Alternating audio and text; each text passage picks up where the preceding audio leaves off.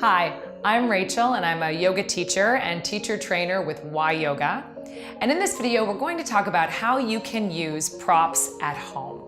So if you have yoga props, blocks and straps and things like that, that's great, but you can actually practice yoga at home without needing any of this kind of official business. So let me talk about how you can substitute some of the common items that you already have for your yoga practice.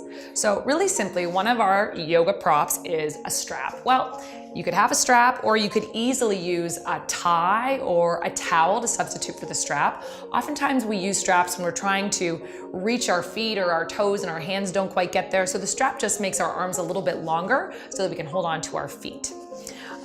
A block, which is a very nice prop, you could easily substitute a book or a stack of books for this little fella.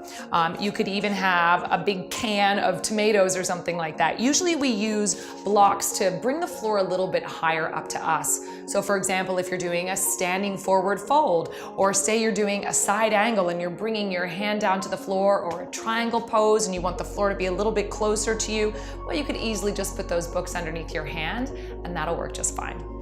Another prop that we often use is a bolster, but you could just grab something off of your couch, a big cushion, or you could use a pillow. Oftentimes we like to use these bolsters to support the body.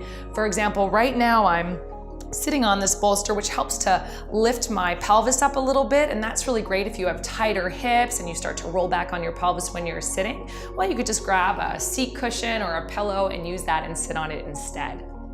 For some of our other styles like Pilates or bar, you might actually be asked to have some weights. Well, don't worry, you don't have to have anything official. Just grab a can of beans out of the cabinet and that'll work just fine.